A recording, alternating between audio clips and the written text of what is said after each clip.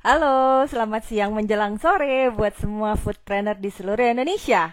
Ketemu lagi dengan saya Sarita Suteja di sesi acara Foodies on Sharing, program ngobrol-ngobrol santai yang menghadirkan narasumber-narasumber menarik di bidangnya, didedikasikan untuk kemajuan foodpreneur di seluruh Indonesia. Foodies, the first F&B education platform in Indonesia.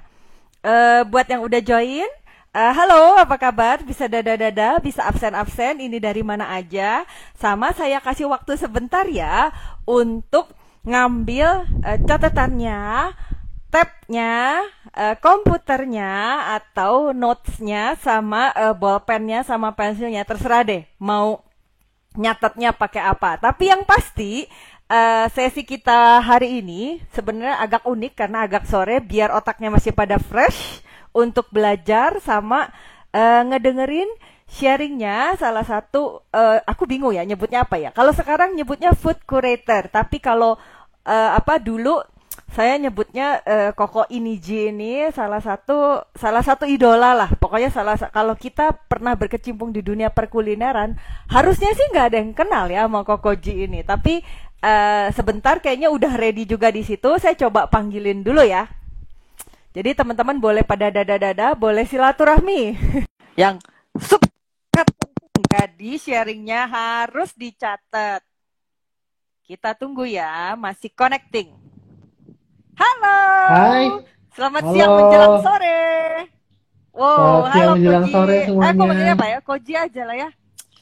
Koji aja Gak apa-apa ya boleh. manggil Koko ya, Apa walaupun tuaan kabar? gue. Boleh dong, Baik, boleh. itu boleh lah ya. Kan biar kayak teman-teman manggilnya Kokoji. Gitu. Iya, atau Sebentar, Koko Iniji sebentar. juga boleh. Sebentar.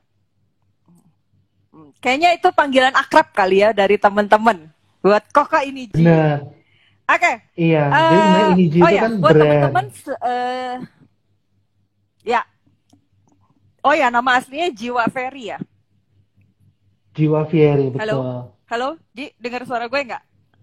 Yes, Dengar ya. suara gue nggak? Halo. Dengar ya.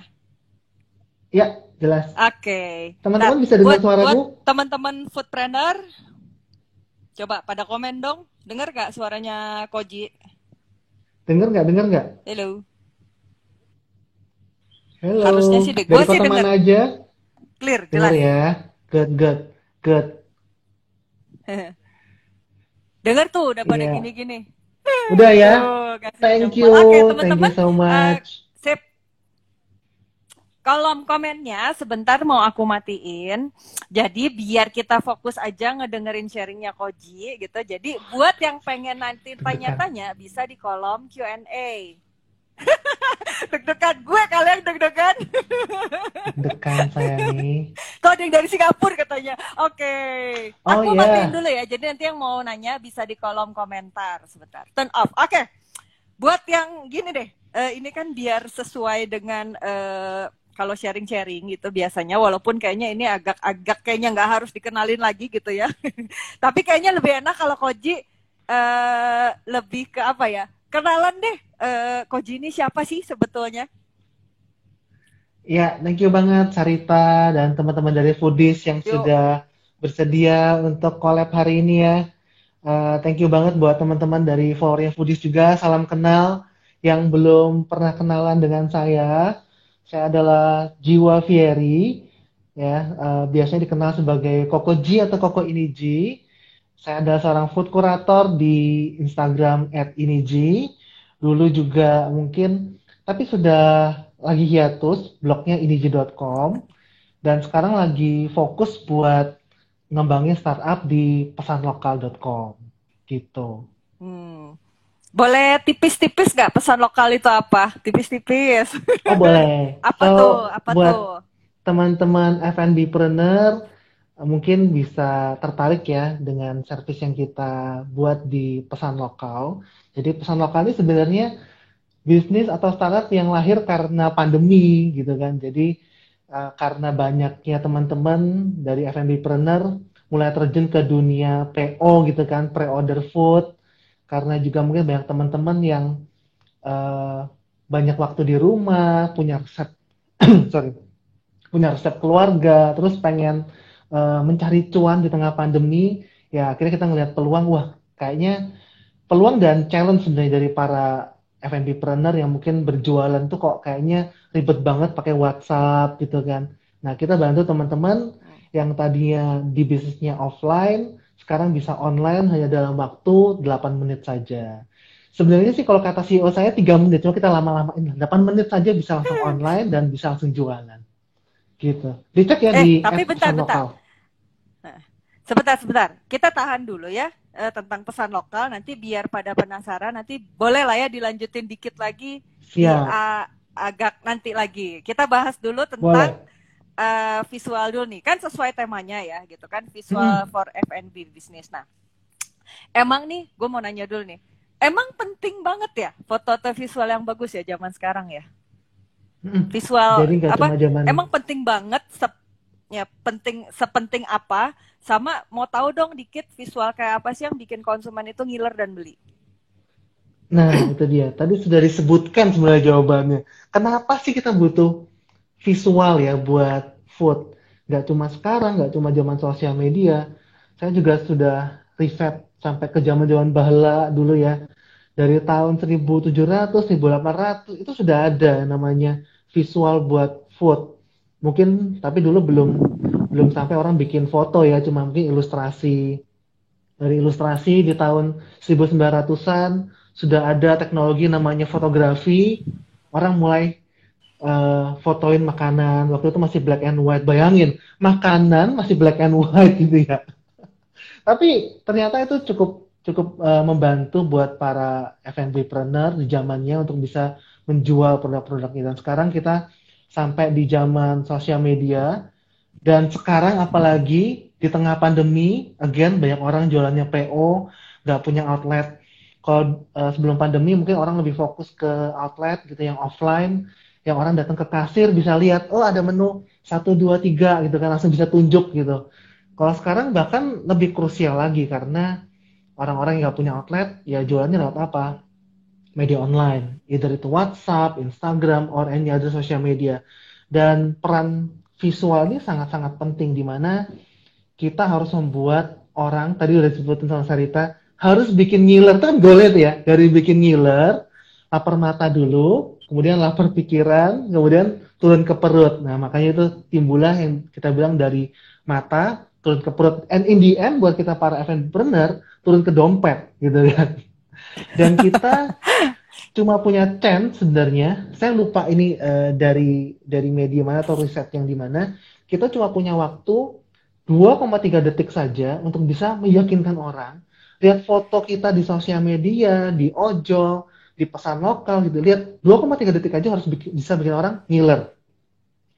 Dan akhirnya Indian mereka nge-save, mereka like, mereka komen, mereka order in within 2,3 detik. Makanya foto yang bagus, visual yang bagus. Kita sekarang nggak cuma ngomong foto ya. Sekarang ada namanya video juga gitu kan. Hanya dalam waktu singkat gimana sih caranya biar bisa bikin orang atau calon customer Indian jadi customer. Mereka beli produk kita. Gitu Sarita. Hmm. Jadi kesimpulannya nih, kalau misalnya foto yang bikin orang ngiler beli dan ke dompet itu, itu ada nggak sih apa namanya ya, kayak checklistnya, kayak apa sih sebenarnya? Mhm. Iya, sebenarnya yang paling penting adalah kalau kita ngomong foto, eh, foto yang buat jualan ya. Pasti kita menjual satu spek produk kita. Ya, misalnya kalau kita ngomong bakso, ya di dalam foto itu ada apa aja sih? Ada 5 bakso, ada sounnya, ada mie itu ada spek. Yang kedua dari spek itu transparansi ya kan. Jadi kita menjual itu ya yang ada di foto ya harus sampai ke customer juga sesuai gitu transparansi. Kalau kita di fotonya ada 5 bakso ya sampai di customer juga harus 5 bakso gitu. Benar-benar sesuai dan itu kita sebut sebagai juga integritas. Pun saya juga seorang food photographer sebenarnya. Jadi sering banget dapat job untuk fotoin makanan professionally, either buat cafe, resto sampai ke level multinational company. Dan saya selalu discuss dengan klien dan untungnya semua klien saya juga setuju.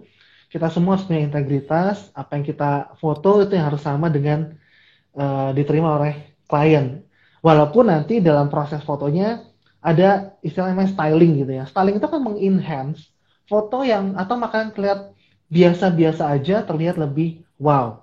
Nah, kemudian kita juga eh, dari segi warna ya. Kalau kita ngomong warna, itu akan membuat foto kita akan terlihat lebih appetizing gitu. So, kemudian hal lain adalah sebenarnya kalau kita ngomong teknis ya, pencahayaan itu penting banget. Nah, makanya sering banget teman-teman tuh tanya, baik follower maupun teman-teman F&B-preneur semua pada tanya, Koji kok foto aku kok nggak pernah bisa bagus gitu ya, nggak pernah bisa kayak foodies-foodies gitu, nggak bisa kinclong.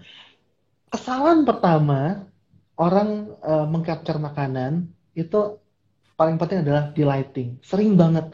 Bahkan aku sering banget bikin webinar, bikin workshop gitu ya. Kita udah ajarin, oh harus pakai cahaya natural di samping jendela. Kalau nggak ada cahaya jendela, kita harus pakai cahaya artificial. In the end, ketika praktek, nggak dipraktekin, nggak dilakuin gitu ya. Padahal lighting ya, kalau kita ngomong lighting kayak hari ini, kita pakai lighting, wajah saya mungkin banyak fleknya tapi karena lighting bisa tampil lebih bercahaya gitu kan.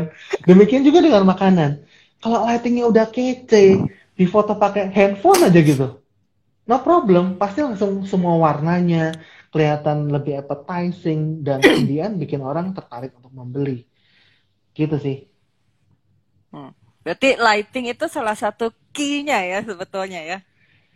Yang terpenting justru sebenarnya pencahayaan. Makanya Oke. teman-teman ini tips juga ya sebelum misalnya foto scouting dulu gitu kan. Kayak misalnya cari di rumahnya jendela mana sih yang paling terang gitu. Kebanyakan biasanya teman-teman ibu-ibu gitu ya. Kalau habis masak kan paling dekat itu dengan kompor gitu kan. Di samping kompor atau di samping oven, langsung foto makanannya di samping kompor atau oven itu ya. Kalau misalnya nggak ada cahaya kan pasti tentunya kurang maksimal gitu. Berarti sebetulnya salah satu triknya itu adalah cari apa namanya ya? Ini kalau ngomongin tentang anggaplah kayak gue gitulah di rumah gue nggak punya lighting khusus misalnya gitu ya. Jadi Hmm. sebetulnya bisa dilakukan yang pertama itu adalah cari yang waktu siang-siang kayak gini nih apa bukan siang apa cari yang Yes, dekat jendela yang terang daylight. or mungkin kalau misalnya apa nggak kalau misalnya lagi agak malam mungkin ya jangan di tempat yang gelap aja kali ya jadi kalaupun ada cahaya lampu Ya, ya jangan sampai ketutup bayangan gitu ya jangan sampai burem-burem ya, ya. gitu aja ya. Jadi emang timing itu menentukan. Tapi memang saya tahu juga beberapa teman-teman F&B-preneur itu kalau misalnya nih bikin something lebih complicated, let's say like cake gitu ya. Bikin cake itu kan Hmm. lama banget, mungkin dari pagi sampai sore, terus waktunya sore sudah nggak ada matahari, waktunya udah keburu juga harus deliver ke customer gitu kan. Ya, memang terbaiknya siang hari. Kalau saya di Surabaya, ini tiap-tiap lokasi beda-beda ya. Kalau saya di Surabaya mungkin antara jam 12 sampai jam 2 siang tuh bagus banget. Saya nggak tahu kalau di Bandung seperti apa, kalau di Bali seperti apa. Nah, teman-teman tuh harus survei. Di tempat saya itu paling bagus itu jam berapa sih gitu kan. Pun kalau misalnya udah malam hari, jam 6, jam 7, jam 8 malam sudah nggak ada cahaya, tapi wah ini harus difoto nih gitu kan sebelum kita deliver ke klien, sayang banget kalau nggak difoto ya. Mau nggak mau untuk yang seperti itu, tadi bener banget saya udah bilang, carilah lokasi yang secara cahaya itu lebih terang, atau mungkin investasilah gitu dengan perangkat lighting yang lebih memadai. Sekarang, aduh, barang dari, saya sebutnya dari AliExpress, dari manapun tuh, aduh, udah murah-murah banget. 200.000 ada, 300.000 ada, it's okay lah buat kita yang memang pengusaha gitu kan, investasikan sedikit dari omset kita untuk perangkat lighting yang oke. Dan kalau lightingnya udah oke, balik lagi dicepret pakai handphone pun udah gak ada masalah sih sebenarnya. Ada keywordnya nggak sih boleh dibocorin kalau di AliExpress itu apa misalnya Keywordnya, lighting apa gitu jadi uh-uh. teman-teman mungkin bisa bisa langsung nge-search nih sekarang di AliExpress. Ya, jadi teman-teman langsung aja beli di lapak saya. Oh enggak, ya, bercanda. Saya nggak jualan. Buat pemula, sebenarnya paling gampang cari aja continuous lighting gitu ya. Continuous Continuous lighting. lighting. Ha-ha. Atau di ini aja, kebetulan partner saya di Continuous pesan lighting. lokal di plasakamera.com. Hai Riko, Mm-mm. kalau nonton di plasakamera.com Oke. sudah ada juga. Saya yang pakai sehari ini Octagon, belinya di Plaza Kamera. Ini nggak endorse, saya beli sendiri ya, beli sendiri loh. Hmm. Ini harga kalau nggak salah sekitar 700 ribu rupiah. Tapi jatuhnya udah bagus banget. Ya. Buat mungkin MUA juga bisa dipakai. Oh, yang buat yang bulat itu ya ring bukan? Atau beda lagi? Yes, bisa itu Ya. dipakai. Nah, nah, oke, berarti buat teman-teman foodpreneur tuh ya, udah dibocorin ya sama Kokoji itu kalau misalnya pengen banget apa sih? Pengen banget fotonya itu ala-ala apa ya? Ala-ala buzzer-buzzer gitu Foodies, yang nah keren-keren tadi, gitu kan? Itu bisa banget gitu. Itu bisa asal bisa deket banget. cahaya. Kalau misalnya malam itu investasilah beli apa sih namanya ring light atau continuous lighting. Koni Nah, itu slide. tuh Ha-ha. dicatat tuh ya. Sebenarnya kalau mau lebih hemat, kita ada juga satu tanya namanya DIY kan, do it yourself. Misalnya nih di rumah Hmm. sudah ada lampu belajar atau lampu meja, bisa juga kita pakai. Nah, tapi kalau lampu meja atau lampu belajar kan sumber cahayanya itu kecil, yang cuma satu lampu gitu. Kita bisa modifikasi dengan eh, kalau di baking itu ada namanya kertas kalkir gitu kan. Kertasnya transparan tapi masih agak buram sedikit yang biasanya buat baking. Kita bisa beli satu lembar, jadi antara objek makanannya dengan lampunya itu dibatasi dengan kertas kalkir. Jadi cahayanya itu benar-benar diffuse, lebih lembut. Buat buat foto makanan itu sangat disarankan menggunakan cahaya yang lembut, yang diffuse gitu. Jadi jangan cahaya yang langsung keras. Misalnya nih, cahaya yang keras itu misalnya kalau teman-teman lihat kalau lagi jam 12 siang di bawah sinar matahari langsung itu kan keras banget gitu ya, langsung terik. Nah, itu salah satu contoh lighting yang terik. Biasanya kita lakukan kan kita nggak langsung di bawah sinar matahari. Yang kita lakukan biasanya kita taruh di teras yang lebih teduh. Nah, analoginya seperti itu. Kita gunakan cahaya yang lebih soft supaya makanan itu terlihat lebih appetizing, lebih menggiurkan. Hmm. Berarti itu ada satu nih. Berarti boleh gue simpulin dikit ya. Jadi sebetulnya selama ini tuh kan banyak juga yang berpendapat, oh berarti semakin terang cahaya itu semakin bagus. Ternyata nggak melulu begitu ya. Jadi kalau misalnya kita di Betul, cahaya betul. matahari pun kalau bisa jangan langsung nembak terik gitu. Direct Justru gitu enggak, ya justru jangan ya.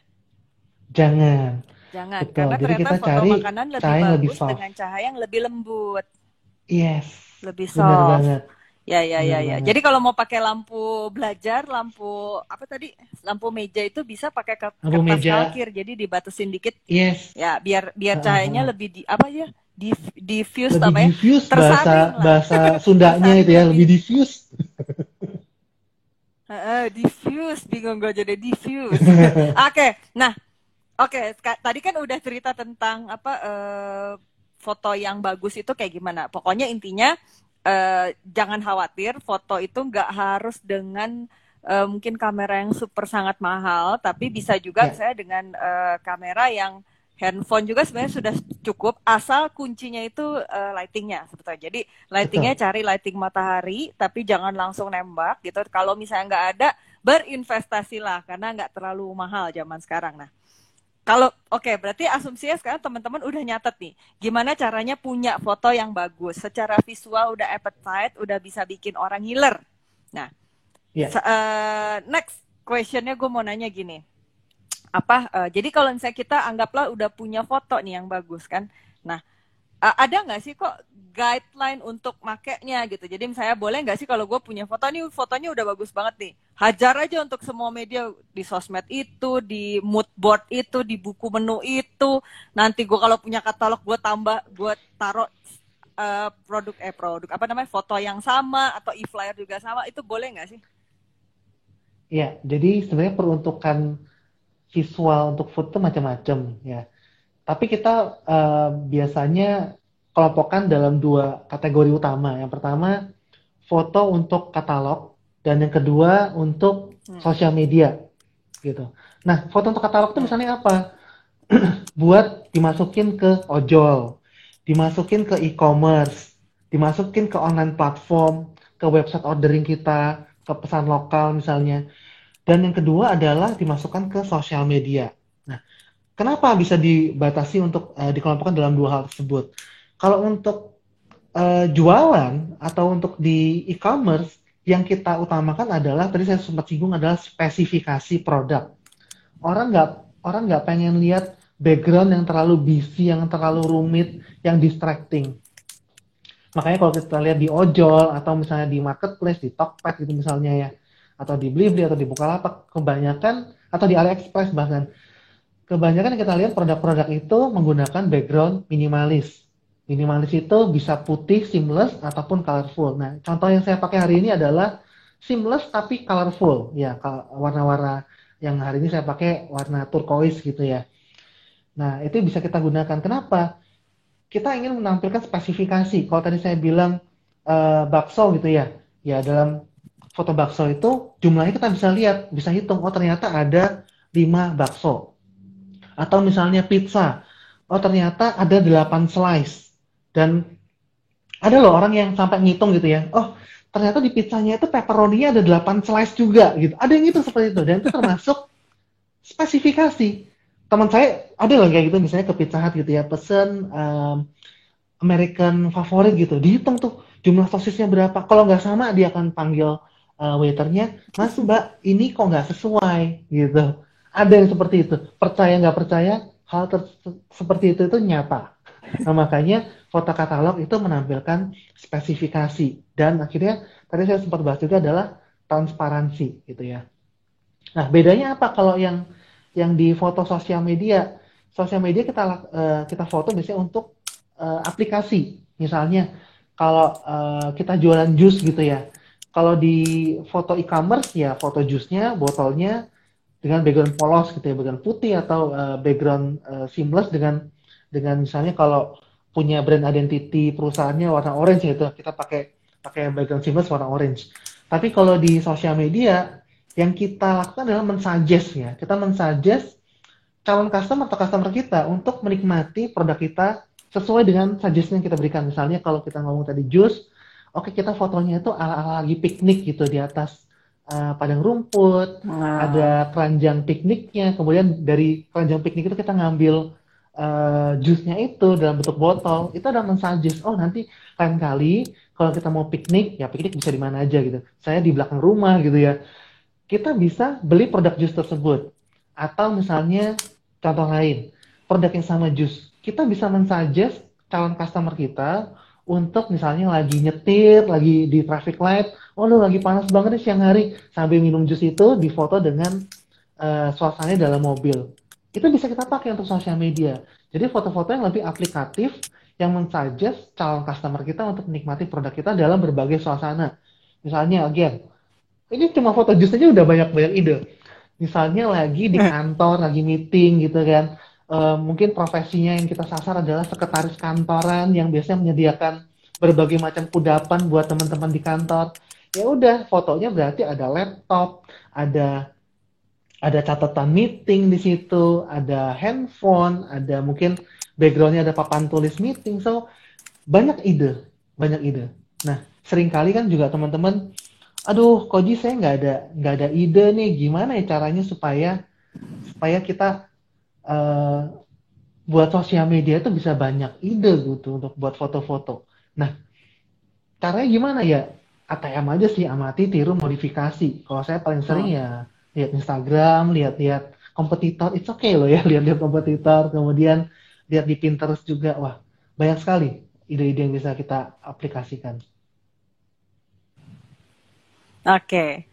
Oh ya, sebentar. Aku mau ini ya. Aku mau nginfoin buat teman-teman juga. Buat yang misalnya tadi, aduh telat nih nggak sempet lihat Koji dari awal, itu tenang aja karena biasanya videonya H+1 itu kita akan upload di channel YouTube-nya Foodies gitu. Jadi buat yang Wow. belum subscribe, nah yang belum subscribe itu wajib banget subscribe. Ting ting ting. Wajib banget subscribe karena di sana ada Karena di sana sekarang sudah ada sekitar 400 video premium, jadi nggak cuma Foodies on Sharing aja ya gitu. Foodies on Sharing salah satu playlistnya aja, tapi di sana kita juga banyak Foodies Class gitu. Jadi ada ngomongin tentang operasional, ada ngomongin tentang investasi dan macam-macam dan lain-lainnya ya. Ada marketing juga. Jadi jangan lupa pada subscribe gitu kan. Terus sama aktifkan tombol loncengnya. Gue kayak YouTuber kan ya. Ting ting ting. Aktifkan tombol loncengnya.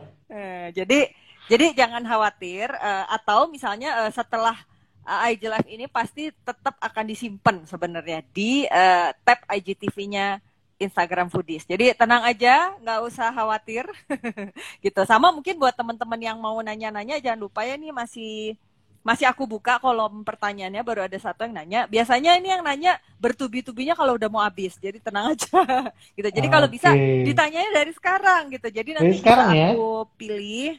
Nah, dari sekarang. Jadi bisa nanti aku pilih biar nanti bisa dijawab panjang dan lebar oleh Koji.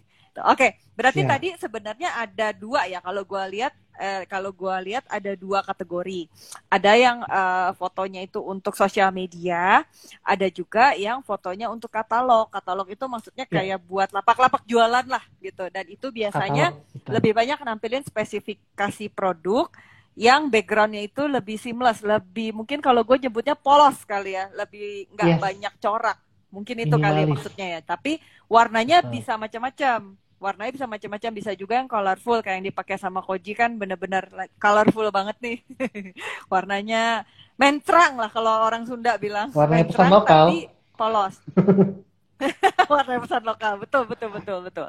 Nah, terus kalau buat yang si sosial media bisa banyak dikreasikan. Kalau dulu, kalau teman-teman internal gue suka nyebutnya foto aksi, foto aksi. Jadi dikasih suggestion gitu kan, cara menikmati produknya gimana, bisa sambil nyetir, bisa sambil belajar, mungkin ya, bisa sambil kerja di kantor kalau tadi jus, tapi ya bisa macam-macam juga sih, bisa dinikmati mungkin sama keluarga atau sama teman-teman. Nah, oke, lanjutlah kita ngobrol lagi. Nah, tadi kan juga sempat dibahas ya sama Ji, ada teman-teman yang bilang kenapa sih gue kalau foto nggak bisa bagus. Itu kesian sih, derita lu sih sebenarnya. Tapi enggak lah. Tapi pengen dong dikasih juga tips gitu sebenarnya selain tadi lighting ya, berarti kan selain lighting, lighting sama ide mungkin ya, ide untuk bikin foto. Ada lagi nggak tipsnya buat teman-teman? Selain lighting sama ide. Kebanyakan dari kita kalau kita ngomong online katalog ya, kan biasanya kalau kita di ojol atau di online katalog apapun itu, ada beberapa platform yang membolehkan kita untuk mengupload beberapa angle produk, jadi bisa di slide gitu kan. Kebanyakan dari kita sangat pelit angle, biasanya newbie gitu. Lebih baik kalau misalnya kita subscribe di platform tertentu dan platform itu bisa banyak angle, ya udah kita foto satu produk itu dari berbagai macam angle. Nah, itu balik lagi menampilkan spesifikasi dan transparansi. Orang pengen lihat misalnya kalau kita jualan ayam geprek gitu misalnya, ya udah kita fotoin dari atas, fotoin dari samping, fotoin mungkin beberapa lauknya itu mungkin tertutup gitu ya. Misalnya nih di bagian depan sudah ada ayamnya, terus ada nasinya, kemudian di belakang masih ada telur dadarnya gitu misalnya. Mungkin telur dadarnya kalau dari angle depan ketutupan, kita putar, kita foto lagi dari angle yang berbeda. Dan juga tergantung beberapa jenis produk itu memang perlu angle-angle tertentu ya. Misalnya kalau kita bilang frappe gitu ya. Frappe dari beberapa gerai misalnya, let's say saya sebut aja Starbucks gitu. Kalau frappe kita foto dari angle atas ya, memang saya tahu sih angle atas itu angle yang sejuta umat kalau di Instagram itu dari atas gitu ya. Tapi kalau frappe kan ya mungkin ada bagian foamnya aja ya kalau dari atas ya. Kalau dari samping baru kelihatan layer-layernya. Oh, ini ada milknya, ada coffee-nya, ada sirupnya, baru foamnya. Nah, kita harus explore berbagai macam angle untuk produk kita. Mungkin teman-teman nanti tanya, Koji produk saya ini A, B, C, yang bagus itu angle-nya seperti apa? Jawabannya, saya juga nggak tahu. Saya tiap kali, walaupun saya sudah profesional, saya lebih dari 10 tahun foto makanan, tiap kali mau foto sebenarnya dalam hati juga deg-degan. Hari ini mau foto spaghetti, kira-kira angle-nya kayak gimana ya? Saya sebenarnya deg-degan juga gitu, tapi saya nggak ngomong ke klien. Yang saya lakukan adalah foto sebanyak mungkin dari berbagai macam angle, kemudian kita pilih 1-2 angle yang terbaik. Seperti itu. Nah, soal angle lagi, balik lagi, itu juga ada hubungannya dengan ide. Kalau mau lebih menghemat waktu, ya ATM lagi, kita cari dulu dari Pinterest,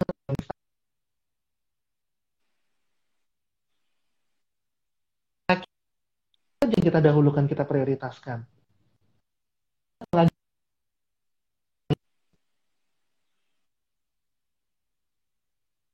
Berarti kita lakukan untuk membohongi customer, tapi yang kita lakukan styling ini untuk mempercantik gitu ya.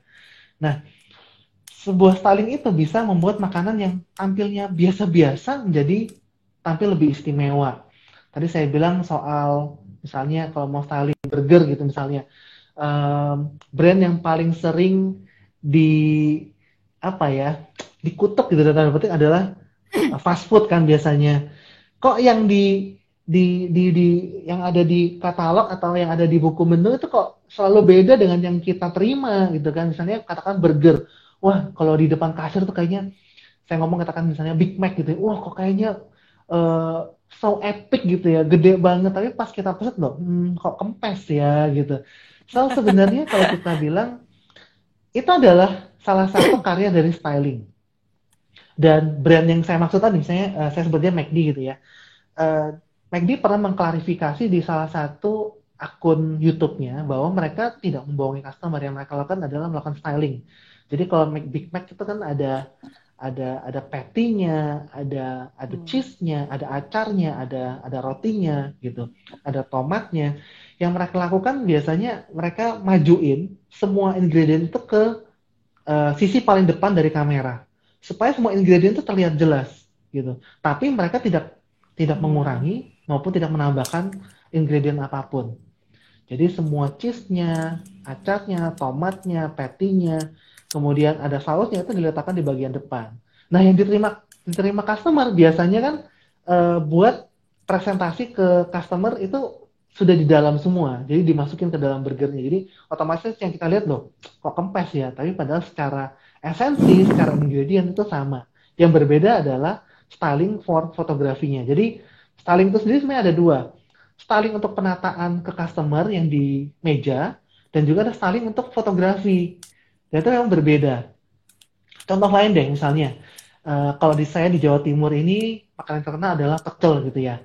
Pecel itu biasanya ada Ya. nasi, kemudian ada sayurannya, kemudian ada bumbu kacangnya, ayamnya, dan terakhir biasanya adalah kerupuk rempeyek yang kita taruh di atasnya, ya, tek gitu kan.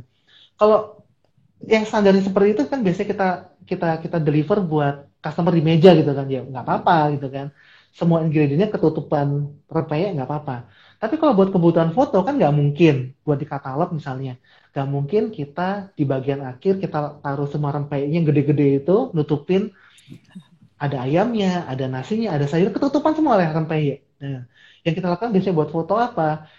Biasanya rempeyeknya kita taruh di bagian belakang supaya baik ayam, telur, sayur-sayurannya itu nggak ketutup oleh si rempeyek itu. Nah, itu yang saya bilang sebagai perbedaan antara styling buat customer, table presentation, dibandingkan dengan photo presentation gitu. Nah, itu kadang-kadang customer yang komplainnya kan gitu, kok beda sih? Enggak sih, itu sebenarnya hanya it's a matter of styling gitu. Pembelaan saya seperti itu. Walaupun memang Walaupun memang saya harus akui ada beberapa oknum di luar sana yang mungkin menambah atau mengurangi ingredient atau fotografi itu ada. Iya, tapi itu kan balik lagi ke masing-masing kali ya, masing-masing pebisnis kuliner kali ya, Betul, gitu. Maksudnya balik dari lagi ya, ke F&B planner-nya sendiri ya. Tapi pun misalnya tapi akan jauh kalaupun lebih ya. harus kalaupun harus berbeda, saya katakan misalnya mie instan nih biasanya kan ada tulisan di depannya kan saran penyajian, Saran bener ya? penyajian, serving suggestion. Betul. Ada beberapa saya lihat restoran yang juga menyantumkan seperti itu, saran penyajian. Atau foto hanya ilustrasi. Ya, ya, ya, ya, ya, ya, ya. Jadi memang konsumennya harus apa ya, jeli dan pintar membaca juga kali ya. Jadi jangan sampai tertipu. Kadang sebenarnya nggak tertipu sih, kan udah dikasih tahu ya. Iya, Gitu. Iya, ekspektasinya aja gitu. yang terlalu besar. Ya, ya, ya. Oh ya, sebentar. Gue pengen ngasih info dulu sebenarnya buat teman-teman foodpreneur. Itu di apa di layar juga sebenarnya udah ada. Jadi sebetulnya di Foodie sendiri kita ada kelas e-course. Untuk yang selanjutnya itu kelas e-course-nya itu tentang membangun 100 cabang dengan sistem kemitraan. Jadi buat teman-teman yang mau pre-order sekarang udah dibuka sebenarnya pre-ordernya. Di situ bisa cari di apa link bit.ly-nya sama di nomor WA-nya ya teman-teman ya. Jadi langsung aja kalau misalnya mau tahu atau bisa juga kalau mau tahu e-course apa aja yang Foodies punya, itu ada di www.foodies.id garis miring online strip course COURSE. Jadi foodies.id garis miring online strip course. Jadi di sana ada banyak banget yang paling deket itu adalah yang tadi 26 September itu yang akan kelas Foodies online kelas selanjutnya. Tapi sebetulnya online kelas sama ebook yang lain itu bisa langsung diakses di sana aja di landing page foodies.id garis miring online strip course. Jadi bisa dilihat aja sama teman-teman itu di sana ada macam-macam, ada gimana cara membangun pasukan reseller, ada naikin omset dan profit bisnis kuliner dari sisi ada juga membangun bisnis frozen food macam-macam lah. Jadi teman-teman nanti bisa lihat atau yang paling lagi booming juga cukup booming itu adalah strategi ghost kitchen misalnya dan online delivery untuk bisnis kuliner. Ada semua di sana. Kita lanjutin Wow, ngobrol sama Koji. lengkap. Gitu. Oke, tadi kan udah ada nih ya.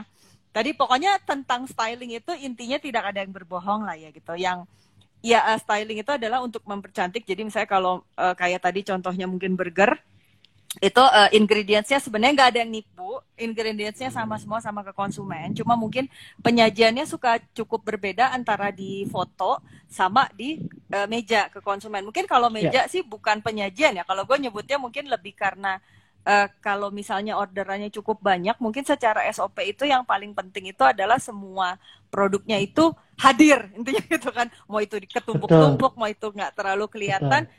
Kalau dari sisi pebisnis kuliner yang penting yang di deliver itu sama persis seperti yang digambar.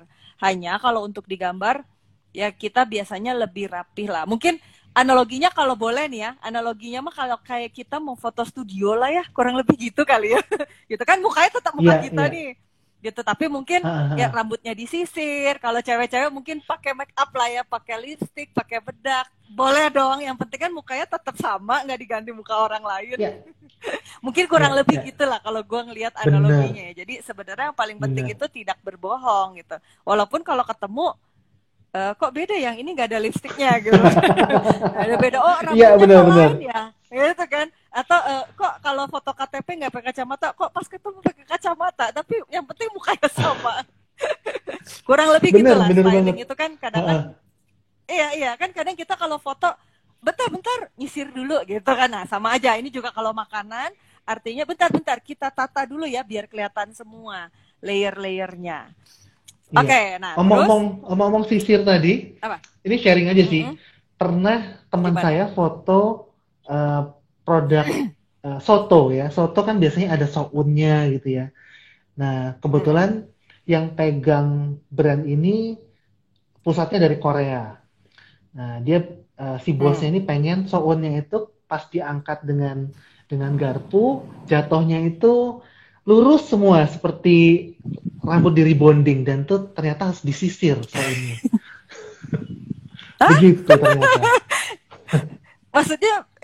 Maksudnya dia pengennya lurus semua gitu ya. Kalau diangkat Lurus doang nggak semua. terlalu lurus. Iya, Oh, padahal soun di Indonesia kebanyakan kalau diangkat keriting. kan putus semua ya. Lucu banget itu. Harus disisir. Iya, Oh ya, bener. Koji, ini ada yang nanya sih sebenarnya tadi related sama yang Heeh. cerita yang tadi ya gimana bikin produk fotografi yang harus ngiler. Ini ada yang nanya, Ya. kalau udah punya fotonya udah bagus nih, harus ada storytelling kah di foto? Harus ada Mhm. storytelling kah di foto yang ngelihat aja? Oh, mungkin gini, perlu ada storytellingnya lagi nggak biar bikin orang langsung ngiler atau cukup dengan fotonya aja? Iya, jadi tadi kita udah bahas soal foto katalog dengan foto sosmed gitu ya. Nah, kalau untuk storytelling kan kebetulan saya juga dulu banget saya pernah berprofesi sebagai selain food photographer, that's my 80%, 20%-nya aku juga ngerjain wedding fotografi. Ya, surprise, saya juga pernah ngerjain wedding Hmm. fotografi. Dan di wedding fotografi itu sangat ditekankan soal story. Kita menyampaikan momen itu lewat visual, ya kan? Nah, sekarang saya sedang ngerjain wedding. That's a long time ago, tapi yang membedakan food fotografi saya dengan orang lain adalah storytelling. Karena saya pernah di bidang wedding fotografi. Jadi, um, ya, jadi kalau untuk di katalog, memang unsur story itu kita nggak perlu tampilkan karena yang paling penting ada spesifikasi. Tapi untuk kita ngomong aplikasi, story itu part of the frame juga. Misalnya tadi saya bilang kita tadi ngomong soal minum jus di dalam mobil. Itu adalah salah satu storytelling dan angle-nya itu bisa bermacam-macam. Nah, angle ceritanya bisa bermacam-macam. Nah, makanya sebaiknya sebelum kita foto buat kebutuhan apapun lah sebenarnya, lebih baik jangan sampai kita datang blok blok blok blok foto-foto-foto selesai terus in the end kita nggak tahu foto itu mau diapain karena kalau orang-orang Surabaya bilang bokam shoot atau nggak ada maksudnya gitu kan. Mendingan ya kita duduk bareng dengan semua stakeholder yang akan menggunakan foto itu. Nah, social media manager, owner, chef kita duduk bareng gitu. Ini foto mau diperuntukannya untuk apa gitu kan. Tapi yang terjadi kan biasanya nggak gitu ya, teman-teman pasti iya iya iya ini biasanya udah foto-foto aja gitu, nggak tahu buat apa gitu. Jadi kita duduk bareng, tentukan angle story-nya seperti apa. Dan itu bisa juga story kita angkat dari segi misalnya props. Tadi kita belum ngomong soal props. Prop itu salah satu juga elemen penting untuk fotografi ya. Prop itu artinya kepanjangan adalah properti. Nah, properti di untuk food fotografi itu adalah elemen-elemen atau aksesoris pendukung, misalnya background fotonya, alas fotonya, aksesoris sendok garpunya gitu ya. Itu props atau properti. Jadi bukan properti yang rumah tanah itu bukan ya. Kita nggak ngomongin itu. Itu di e-course yang lain mungkin. Di sini kita ngomongin soal aksesoris. Nah, misalnya nih aksesorisnya untuk mempertegas storytelling. Kalau kita ngomong soto, soto di Indonesia itu banyak banget. Ada soto Lamongan, ada soto Medan, ada soto Madura gitu ya. Nah, untuk mempertegas pesan soto ini, kita bisa misalnya, oh kalau misalnya sotonya itu soto Madura, coba deh kita pakai propnya itu something yang berkaitan dengan Madura. Di Madura apa yang bisa kita pakai ya? Oh, coba kita pakai mungkin batik Madura gitu yang akan membedakan dengan soto Lamongan gitu ya. Jadi kita harus gali. Nah, root atau akar dari makanan kita ini asal daerahnya dari mana dan kita bisa pakai itu. Kalau kita ngomong rendang gitu ya, ya udah kita mungkin pakai something prop yang berkaitan dengan Padang gitu bisa. That's part of the storytelling yang bisa kita lakukan dengan menggunakan props. Oke. Oji, ini sebelum aku move to next question, kita sesi Ah, foto dulu kali ya, boleh ya? boleh. Buat teman-teman foodpreneur, ayo diambil handphonenya.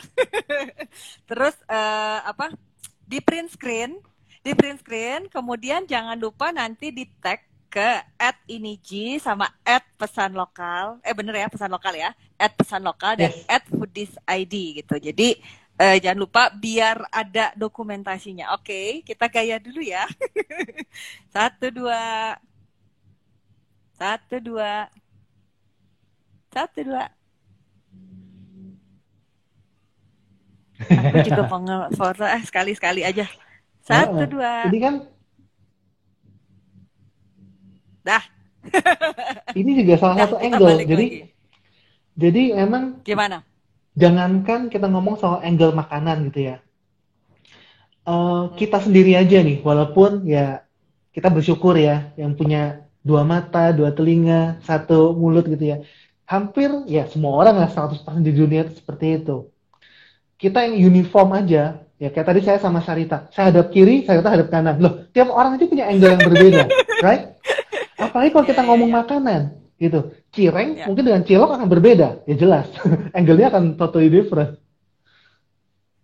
Iya, iya, iya. Tapi mungkin cara pengambilan angle itu ya yang sebenarnya lebih ke learning by doing sama mungkin cari aja referensinya kali ya bagusnya gimana gitu. Betul. Oh ya, nah terus ini nih sebelum habis juga waktunya mau nanya dong ada nggak sih dari pengalaman Koji aja lah dari pengalaman Koji ada nggak sih kesalahan-kesalahan yang biasanya biasanya dilakukan sama teman-teman foodpreneur. Jadi bisa di checklist sama mungkin diperiksa ulang pada saat mau ngambil foto. Silakan. Ya, yang paling penting nomor satu tadi harus konsep dulu. Nah, harus menentukan kita mau ke online katalog Konsep ya. atau mau ke Instagram gitu kan. Karena kalau kita sudah foto buat Instagram terus kita mau masukin ke online katalog, bisa nggak? Jawabannya ya bisa, tapi kurang efektif karena cuma ini distraction di situ gitu ya. Saya kemarin webinar saya sempat pakai contoh, ini bukan food sih, misalnya jam tangan gitu ya, kayak model ceng gitu kan, tapi kan kecil banget gitu kan. Buat online katalog ya produknya harus yang lebih besar. Hmm. Jadi kita harus tentukan itu dulu apa konsep. Yang kedua, kalau kita misalnya foto buat food, saya biasanya selalu melebihkan bahan bakunya. Nah, ini sering banget teman-teman itu nggak memperhatikan hal ini.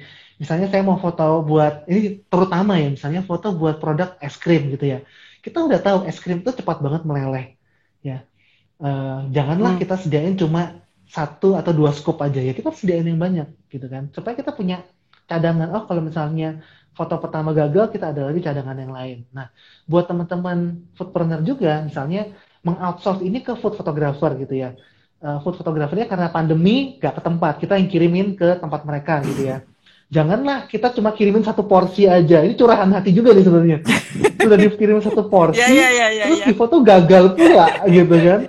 Minta kirim lagi, telepon lagi lama gitu kan. Kirimkanlah backup. Ya mungkin ideal tuh menurut saya 3 porsi lah. At least kalau misalnya nggak Tiga terlalu ya. mahal ya. Tapi kalau misalnya cake-nya besar gitu ya, cuma kirim satu aja it's okay. Tapi kalau misalnya masih affordable, kirimlah 3 porsi gitu. Dan satu lagi yang tadi saya belum sempat singgung adalah garnish. Garnish itu sesuatu yang mungkin nggak terlalu tinggi HPP-nya, katakan kalau kita bilang daun bawang, eh, mint gitu ya, itu satu garnish yang mungkin modalnya itu kecil banget, tapi kita bisa add something there supaya makanan kita tuh bisa lebih menonjol. Dan itu sebaiknya walaupun cuma garnish, ya pas kita deliver ke customer ya harus tetap ada. Kalau di foto ada daun bawangnya, pas deliver ke customer juga ada. So, hal-hal simpel seperti itu sih yang sebenarnya harus diperhatikan selain tadi juga soal lighting, angle, dan props.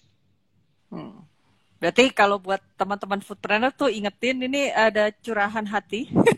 Ya, tapi Curahan hati yang I feel you terdalam. juga sih.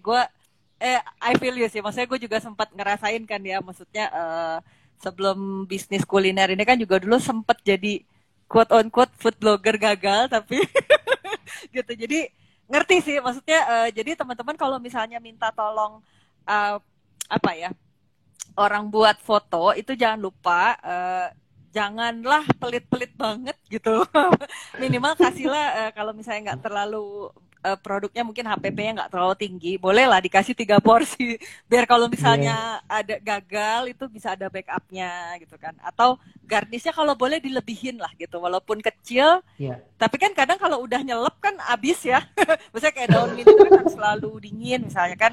Kalau kelamaan iya, kan dia iya. layu gitu kan. Jadi boleh lah kalau boleh di apa ya dikasih lah backupnya lah serepnya biar teman-teman foodpreneur teman-teman food fotografi ini nggak sedih-sedih amat gitu kan harus nunggu Betul, lagi gitu kan. Nah terus betul. Koji Dan tadi kan sebenarnya nggak di cuma, awal sempat ngomong tentang ya, apa ya ya apa nggak aku cuma apa. tambahin sedikit ya soal food photographer tadi. Hmm. Nggak cuma sekedar food photographer, mungkin teman-teman foodpreneur juga banyak dan saya rasa mungkin juga cukup familiar bekerja dengan influencer dan foodies gitu ya. Ini curhat, ini that's another head gitu ya. Kalau misalnya mau bikin konten kreator atau foodies itu lebih happy sama, jangan cuma kirim satu, kirimlah beberapa. Apalagi yang misalnya nih kita nggak keluar budget untuk mengendorse mereka, kita cuma, saya cuma mau kasih tasting aja, tasting ya bukan tester ya. Foodies tersinggung kalau dikasih tester testing, kesannya kayak kelinci percobaan. Kalau kita mau kasih buat tasting, lebihkanlah beberapa porsi supaya apa mereka happy dan akhirnya, wih, bayangin nih, bayangin misalnya tadi kita contohnya misalnya burger gitu ya. Foodiesnya dikirimin satu burger versus dikirimin dengan 6 burger. Mana yang lebih happy? Pasti yang dikirimin 6 burger. Walaupun kita nggak bayar si influencer tersebut, dia akan dengan senang hati atau mungkin dengan kata lain sungkan gitu ya. Waduh dikirimin 6 nih, ya udah deh gue masukin story lah minimal gitu kan. Minimal seperti itu. That's another tips that I can give. Ya, jadi nggak boleh pelit intinya ya, nggak boleh pelit. Yes. Jangan satu-satu banget lah gitu, minimal banyakan lah biar orang lebih happy, sama mungkin juga bisa kasih apa ya, bisa kasih teman sekantor kali ya. Jadi lebih banyak lagi yang Benar. bisa nyobain gitu. Oke, nah terus tadi kan Koji di awal sempat cerita ya tentang pesan lokal, kayaknya tadi belum tuntas gitu. Boleh nggak Ya, diceritain lagi? boleh. Jadi sekarang saya dan partner saya ada Ko Riko dan juga Ko Winata gitu ya, koko-koko semua. Tiga pria koko-koko ini di masa Kayaknya lagi pandemi. nonton juga kayaknya nih. Oh yes, halo. Nah kita mungkin juga berawal dari pandemi, kita semua benar-benar mengalami gitu ya. Setiap hari yang tadinya mungkin kita makan di luar, sekarang kita sering banget PO gitu ya, pre-order makanan. Pre-ordernya baik kita sendiri ataupun mungkin keluarga di rumah. Dan masalah yang sering timbul adalah setiap kali kita order ya, sering banget yang kita ketemu nggak semua bisnis PO itu punya sistem yang baik. Mereka hanya menggunakan WhatsApp gitu ya. WhatsApp. Nah, misalnya kita mau order, kita WhatsApp merchantnya, ya kalau misalnya dia punya admin, mungkin within 10 menit kita sudah bisa pilih menunya, kita sudah bisa bayar, tinggal tunggu dikirim aja. Tapi itu sangat jarang terjadi. Yang sering terjadi adalah kita chat adminnya, mungkin itu nggak adminnya aja, mungkin ownernya langsung gitu ya. Mereka sambil masak gitu ya, masak rendang atau masak apa, sambil sambil WA, sambil masak, pegang WA lagi, lama banget nungguin. Eh, Miss atau Min gitu ya, minta buku menunya dong atau daftar menunya dong, dikirimin foto-fotonya berjumlah langsung 20, gitu ya. Kita scroll lagi ke atas, mana yang mau kita pesen gitu. Iya kalau misalnya menu-menunya itu menu Indonesia, misalnya nih saya kemarin pesan makanan Thailand gitu ya. Saya scroll ke atas, saya hafalin namanya. Kerung tangtung apa gitu. Makanannya ini sudah nggak familiar. Saya scroll ke bawah mau ngetik, apa tuh udah lupa. Scroll lagi ke atas, harganya berapa? Banyak yang kayak gitu kan, ada fotonya nggak ada harganya. Tanya lagi gitu. It's very very Hmm. frustrating. Dari situ kita belajar, wah Ya. ini kita bisa bantu mereka para F&B partner yang di bidang PO ini, bisa kita efisienkan cara food orderingnya. Lewat apa? Kita punya solusi namanya pesan lokal, teman-teman bisa lihat di pesanlokal.com, bisa juga daftar di situ, nanti kita akan follow up oleh tim support kita. Seperti apa?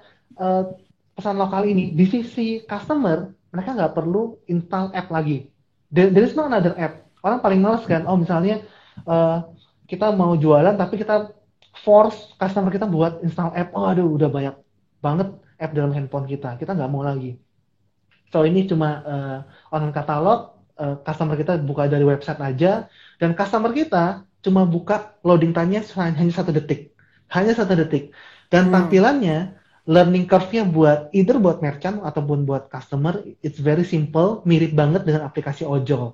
Jadi learning curve-nya benar-benar Hmm. simple, mereka tinggal add tambah pesan, rekapannya langsung masuk ke WhatsApp gitu.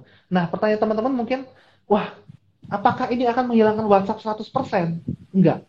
Jadi teman-teman tetap bisa menyelipkan your personal approach buat customer-nya teman-teman. Jadi misalnya ada yang tanya-tanya, kalau yang jualan bakmi gitu ya, mungkin ada yang tanya-tanya kan, Min, yang enak yang mana, yang best seller yang mana, itu tetap bisa kita layani secara personal, but in the end ketika customer kita sudah decide, kita bisa sodorkan link pesan lokal, pesan .to-nya kita pesan .to, garis miring, eh, nama merchant Anda, kita kasihkan ke customer, mereka akan check out dari situ. So, prosesnya akan sangat cepat, mereka tinggal tambah seperti di ojol, kemudian check out. Dan mungkin juga pertanyaan teman-teman, ini nanti sistem paymentnya seperti apa? Ya bisa cash, dan nanti kita juga sudah kerjakan juga untuk payment gateway ya. Jadi benar-benar bisa seamless semuanya. Dan bedanya apa dengan ojol? Kalau di ojol kan teman-teman harus bayar komisi, ya kan? Kalau di pesan lokal, there is no commission, semuanya teman-teman langsung ambil 100% kecuali hanya untuk setup, kita nggak ada biaya setup, hanya tiap bulan bayar subscription aja. Dan sekarang lagi ada promo 3 plus 3, jadi kalau subscribe 3 bulan, gratis 3 bulan, subscribe 6 bulan, gratis 6 bulan. Kalau saya jadi Anda, pasti ambil yang 6 plus 6. Gitu. So, mudah-mudahan teman-teman find something useful. Dan saya yakin juga pesan lokal dan juga mungkin Mm-mm. dari foodies nanti kita akan lebih banyak collab lagi ya Sarita ya untuk bisa bantu teman-teman para Oke. foodpreneur juga. Oke, buat teman-teman yang pengen tahu lebih banyak lagi tentang pesan lokal, bisa DM ke mana Koji? Ke @pesanlokal kali Pesan ya, lokal kalau lewat ya Instagram. atau langsung di website kita Mm-mm. pesanlokal.com. Nah, pesanlokal.com. Nah, tapi buat teman-teman lain yang mungkin masih banyak pertanyaan tentang bisnis kuliner, itu bisa juga join ke Telegram grupnya Foodies di t.me garis miring Foodies ID. Jadi di t.me garis miring Foodies ID. Di sana kita banyak banget sharing, kita rutin nyebarin ebook sama sama info-info tentang tren kuliner yang sekarang dan terkini. Jadi teman-teman jangan lupa join juga Foodies Telegram Group. Oke, paling ini 5 menit terakhir. 5 menit terakhir. Tadi kayaknya ada lagi yang nanya sebentar. Siapa lagi? Ada satu lagi yang nanya sebetulnya untuk kayaknya produknya itu kayaknya cookies deh. Yang Oke. konten apa sih yang menarik untuk di IG kalau produknya cookies? Cookiesnya saya asumsikan cookies kering ya Mm-mm. atau brownie cookie Mm. gitu. So kalau di konten sosial media, again yang paling paling menjual sekarang adalah memang action tadi atau suggestion. Misalnya kalau cookie tadi, ya kita sekarang misalnya lagi suasana pandemi. Suasana pandemi di rumah orang lagi ngapain? Lagi online learning misalnya. Jadi cookie-nya kita ambil angle-nya, oh cookiesnya ini enak banget loh. Jadi sambil nemenin anak-anak di rumah yang lagi online learning, lagi Zoom Zoom learning, kita reward mereka dengan cookies brownies ini gitu. So it's just a matter of story gitu kan. Atau misalnya kalau misalnya, aduh susah nih cari story. Sekarang yang salah satu yang cukup engage adalah video. Videonya pun nggak usah susah-susah yang harus ada story-nya. Misalnya kita foto browniesnya itu sederhana aja, terus kita crop, kita masukin ke aplikasi kayak Canva, terus kita animasi gerak-gerakin gitu doang. Itu sudah lebih engaging Ah, sekarang. So, ya itu sih. Jadi kita bisa menggunakan story, angle story, itu dibantu dengan caption juga tentunya ya. Kemudian juga kita bisa animasikan seperti itu. pakai Canva bisa ya, canva.com. Jadi Ya, teman-teman itu download aja, itu banyak banget template-nya. aplikasi Itu juta umat penyelamat yang lah pokoknya. saya bayar premiumnya pun worth it. Ya, Saya bukan betul. ambasador Canva by the Ini way. kita nggak di-endorse ya. Sama, Nggak di bukan, endorse. tapi pengguna. Sama. Oke, nah Pengguna. terakhir banget Koji, ini 3 menit terakhir. Kasih ini Siap. dong tips atau pesan-pesan untuk foodpreneur di Indonesia. Ya, buat teman-teman semua yang Oh, mungkin under 2 uh, minute, 2 minute. under 2 minutes. Oke, 2 minute. ya buat teman-teman Ya. semua yang sekarang lagi mungkin memulai atau mungkin sedang sedang berusaha juga di tengah pandemi ini, menurut saya tetap semangat semuanya dan selalu ada jalan untuk bisa menaikkan omset kita, menaikkan penjualan kita. Dan menurut saya selain kita juga harus tentunya dalam hal ini ya bermain di visual, kita juga harus berinovasi gitu. Inovasi itu apa? Inovasi produk kita, inovasi pricing kita, tetap tingkatkan knowledge kita, dan teman-teman di Foodies ini juga salah satunya saya juga appreciate banget untuk bisa selalu sharing hal positif di bidang kuliner, dan kita juga di pesan lokal juga akan selalu support teman-teman. If you need something, just call us, DM us anytime. Oke, segitu aja. Untung belum keputus. Sebentar lagi keputus. Oke, kalau gitu thank you banget Koji untuk semua sharingnya sama info-info pentingnya. Jadi yang nanti masih kurang puas gitu bisa juga DM @iniji untuk Boleh, nanya-nanya. boleh banget. Semoga dijawab lah ya. Biasa dijawab kok. Biasa Always. dijawab kok. Koji mah baik. Oke, kalau gitu segitu aja teman-teman. Thank you untuk Foodies on Sharing hari ini. Thank you Koji buat sharingnya juga. Thank you Thank banget. you teman-teman yang udah nonton. Saksiin terus Foodies on Sharing dengan narasumber-narasumber menarik yang lainnya di hari-hari selanjutnya. Thank you semuanya. Thank you Dadah. Sarita, thank you Foodies. Dah. Yo, bye.